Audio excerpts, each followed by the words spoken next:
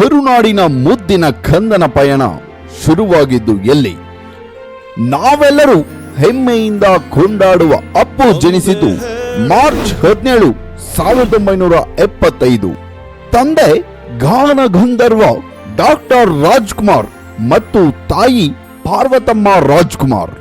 ಅವರ 5ನೇ ಮತ್ತು ಕಿರಿಯ ಮಗನಾಗಿ ಹುಟ್ಟಿದ ಈ ಮಗುವಿಗೆ ಇಟ್ಟ ಮೊದಲ ಹೆಸರು ಲೋಹಿತ್. ಅಣ್ಣವರ ಮಗನಾಗಿ ಹುಟ್ಟಿದರು.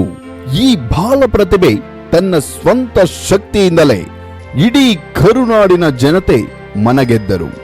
ಪ್ರೇಮದ ಕಾಣಿಕೆಯಲ್ಲಿ 6 ತಿಂಗಳ ಮಗುವಾಗಿ ತೆರೆ ಮೇಲೆ ಬಂದ ಈ ಅಪ್ಪು ಮುಂದೆ ಭಾಗ್ಯವಂತ, ಚಲಿಸುವ ಮೋಡಗಳು ಚಿತ್ರಗಳಲ್ಲಿ ಇಡೀ ದೇಶವೇ ತಿರುಗಿ ನೋಡುವಂತೆ ನಟಿಸಿದರು. ಕೇವಲ 10 ವರ್ಷದ ವಯಸ್ಸಿಗೆ ಬೆಟ್ಟದ ಹೂವು ಚಿತ್ರದ ಅದ್ಭುತ ನಟನಾಗಿ ದೇಶದ ಅತ್ಯುನ್ನತ ರಾಷ್ಟ್ರ ಪ್ರಶಸ್ತಿ ನ್ಯಾಷನಲ್ ಫಿಲ್ಮ್ ಫೇರ್ ಅವಾರ್ಡ್ ಗಳಿಸಿದರು. ಕರ್ನಾಟಕಕ್ಕೆ ಒಬ್ಬ ಹೊಸ ಭವಿಷ್ಯದ ನಾಯಕ ಸಿಕ್ಕಾಯಿತು ಅಂತ ಇಡೀ ಸಿನಿಮಾ ಲೋಕಕ್ಕೆ ಅರ್ಥವಾಗಿತ್ತು. ಬಾಲ್ಯದ ನಂತರ ಸಣ್ಣದೊಂದು ವಿರಾಮ ಪಡೆದು 2002ರಲ್ಲಿ ಅದೇ ಮಗು ನಾಯಕ ನಟನಾಗಿ ಬೆಳ್ಳಿ ಪರದೆಗೆ ಮರಳಿ ಬಂತು. ಆ ಚಿತ್ರವೇ ಇತಿಹಾಸದ ಪುಟಗಳನ್ನು ಬರೆಯುವಂತೆ ಮಾಡಿದ ಅಪ್ಪು. ಆ ದಿನ ಸ್ಯಾಂಡಲ್ವುಡ್ಗೆ ಒಬ್ಬ ಹೊಸ ಪವರ್ ಸ್ಟಾರ್ ಸಿಕ್ಕಿದ್ದಷ್ಟೇ ಅಲ್ಲ ಗೆಳೆಯರೆ, ಅಲ್ಲಿಂದ ಶುರುವಾಗಿದ್ದು ನೋಡಿ ಅಪ್ಪು ಅವರ ಅಶ್ವಮೇಧ ಯಾಗ.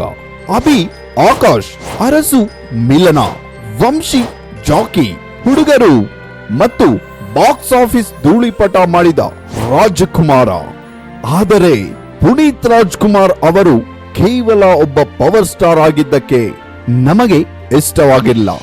ಸಿನಿಮಾ ಸ್ಕ್ರೀನ್ ಮೇಲೆ ಅವರು ತೋರಿಸಿದ ಪವರ್ಗಿಂತ ನಿಜ ಜೀವನದಲ್ಲಿ ಅವರು ತೋರಿದ ಸರಳತೆ ಹಿಮಾಲಯ ಪರ್ವತಕ್ಕಿಂತ ದೊಡ್ಡದಾಗಿತ್ತು. ಅಪ್ಪು ಬದುಕಿದ್ದಾಗ ಎಷ್ಟು ಜನಕ್ಕೆ ಸಹಾಯ ಮಾಡಿದ್ರು ಅಂತ ಅವರು ಹೋದ ಮೇಲಷ್ಟೇ ಜಗತ್ತಿಗೆ ಗೊತ್ತಾಗಿದ್ದು.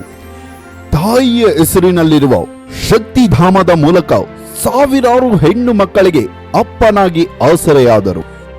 46 ಉಚಿತ ಶಾಲೆಗಳು, 26 ಅನಾಥಾಶ್ರಮಗಳು, 16 ವೃದ್ಧಾಶ್ರಮಗಳು ಮತ್ತು 19 ಗೋಶಾಲೆಗಳನ್ನು ಯಾರಿಗೂ ತಿಳಿಯದಂತೆ ಸ್ವಂತ ದುಡ್ಡಿನಲ್ಲಿ ನಡೆಸುತ್ತಿದ್ದರು. ಬಲಗೈಯಲ್ಲಿ ದಾನ ಮಾಡಿದ್ದು ಎಡಗೈಗೆ ತಿಳಿಯಬಾರದು ಅನ್ನೋ ಮಾತಿಗೆ ಅಕ್ಷರಃ ಜೀವ ತುಂಬಿದ ಕಲಿಯುಗದ ಕರ್ಣ ನಮ್ಮ ಅಪ್ಪು. ಹೀಗೆ ಕೋಟ್ಯಾಂತರ ಜನರ ದೇವನಾಗಿ ಬಾಳುತ್ತಿದ್ದ ಈ ಚೇತನಕ್ಕೆ ವಿಧಿಯ ಕ್ರೂರತ್ವ ತೋರಿತು. ನಮ್ಮ ದುರದೃಷ್ಟವೇನೆಂದರೆ ಆ ಕರಾಳ ಶುಕ್ರವಾರ ಇಡೀ ಕರ್ನಾಟಕವನ್ನೇ ಕತ್ತಲಿಗೆ ತಳ್ಳಿತು. 2021 ಅಕ್ಟೋಬರ್ 29 ಬೆಂಗಳೂರಿನ ವಿಕ್ರಮ್ ಆಸ್ಪತ್ರೆಯಿಂದ ಬಂದ ಆ ಒಂದು ಸುದ್ದಿ ಕರ್ನಾಟಕವನ್ನೇ ಮೌನವಾಗಿಸಿತ್ತು.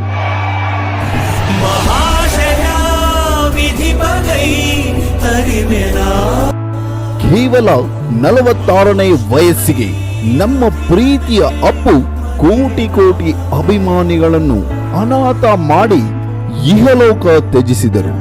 ಬೆಂಗಳೂರಿನ ಕಂಠೀರವ ಸ್ಟುಡಿಯೋದಲ್ಲಿ ಅವರ ಹೆತ್ತವರ ಸಮಾಧಿಯ ಪಕ್ಕದಲ್ಲೇ ಸಕಲ ಸರ್ಕಾರಿ ಗೌರವಗಳೊಂದಿಗೆ ಅವರ ಅಂತ್ಯಕ್ರಿಯೆ ನೆರವೇರಿತು.